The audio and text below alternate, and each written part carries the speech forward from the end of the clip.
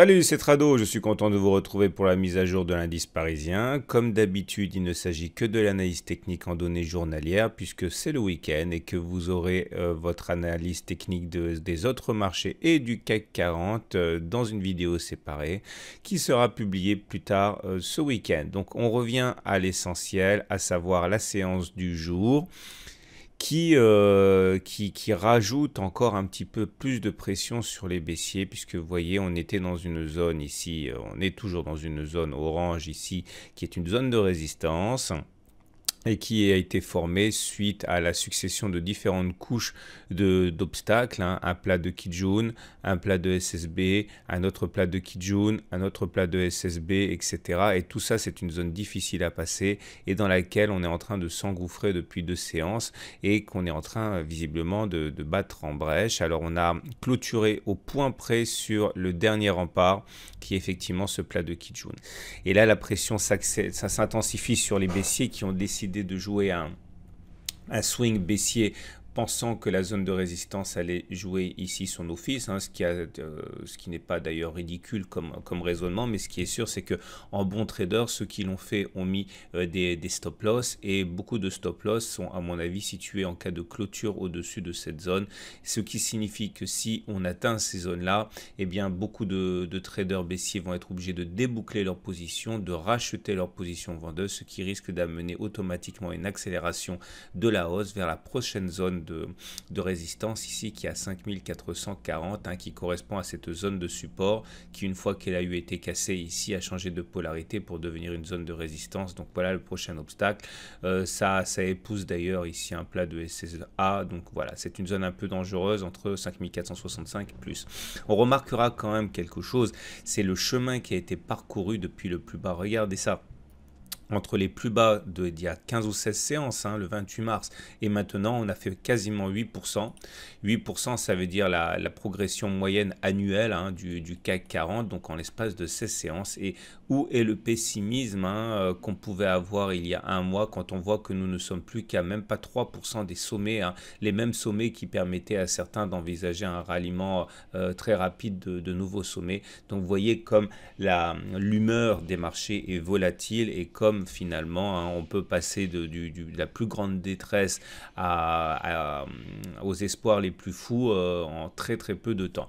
Alors au-delà de cette impulsion acheteuse, hein, que l'on voit est due à plusieurs choses. D'une part, effectivement, on l'a vu, hein, un rebond sur les supports, on a parlé beaucoup. En plus, on a dessiné un double bottom, j'en ai parlé déjà. Le double bottom s'est enclenché à partir du moment où on a eu clôturé au-dessus de la ligne de coup, c'est-à-dire ici, donc depuis 17 avril, donc il y en a qui rentrent, ils ont mis leur stop loss en cas de retour en dessous de la ligne de coup. Puis on a eu le twist du nuage ici qui a également apporté son lot d'acheteurs, hein. Alors des acheteurs qui visent un retour sur les plus hauts, comme des acheteurs en fait qui sont simplement des vendeurs qui ont racheté leur position jouant sur le fait qu'on allait aller titiller les 5000 voire plus bas. Quand le twist est apparu, ça mettait un petit peu à mal ce scénario. Donc voilà où on en est. Lisez bien l'article que j'ai mis en accompagnement de la vidéo parce que à mon avis certains débutants pourraient gagner beaucoup à la lecture de ces quelques mots. On va enchaîner avec les indicateurs techniques qui, on l'a vu, sont bien orientés. MACD au-dessus de 0, Momentum au-dessus de 0, RSI en zone de surachat. Souvenez-vous de ce que j'ai dit hier, hein, beaucoup de débutants utilisent très très mal le RSI en pensant que la zone de surachat signifie qu'on va baisser. Non, la zone de surachat veut dire que les haussiers maintiennent la pression sur les vendeurs et ils sont aux commandes, hein. Donc il faut éventuellement envisager de spéculer à la baisse, éventuellement quand on sort de la zone de surachat, mais pas quand on est en zone de surachat, c'est super dangereux.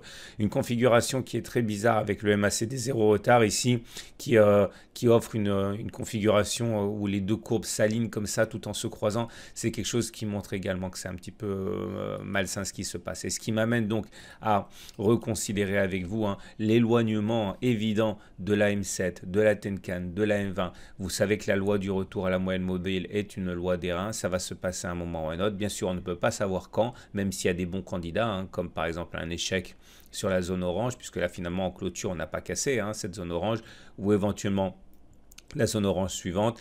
Donc on ne sait pas à quel moment la loi du retour à la M20 va se rappeler au bon souvenir des opérateurs, mais en tout cas c'est que si vous décidez d'acheter maintenant pour faire du swing trading, vous vous exposez évidemment à ce retour à la M20. Alors est-ce qu'on peut acheter maintenant? À mon avis, c'est dangereux, sauf si on fait de l'intraday comme moi, enfin entre autres, comme moi. Oui, si maintenant on veut faire du swing trading pour aller chercher effectivement des sommets, voire même les 5540, c'est dangereux compte tenu de tous les éléments qu'on a mentionnés. Il vaut mieux acheter sur des supports, c'est la base. Voilà ce qu'on pouvait dire. La matrice de trading pour lundi maintenant, la voilà. Et cette matrice de trading commence à ressembler sérieusement à un escalier, et puisqu'on n'a pas consolidé depuis un moment, sérieusement je veux dire, donc l'idée effectivement c'est qu'on a des zones de support qui sont systématiquement testées, donc vous voyez on casse un support, on revient, on casse un support, on revient, on casse un support, enfin non, une résistance, on revient sur le support, etc. N'oubliez pas, c'est la règle du changement de polarité, un support cassé devient résistance, une résistance cassée devient support. Une fois que l'on casse ici une zone de résistance, elle fait support. Une fois qu'on casse une zone de résistance, elle fait support, etc. Et visiblement, le prochain obstacle est aux alentours de 5437, tout en sachant qu'on a un objectif, on va dire une résistance intermédiaire. Je vais quand même la faire figurer par acquis de conscience, mais vous la voyez tous, elle est là. Elle est à 5425. Voilà, je vous souhaite une très bonne journée et je vous dis à demain pour l'analyse technique en données hebdomadaires.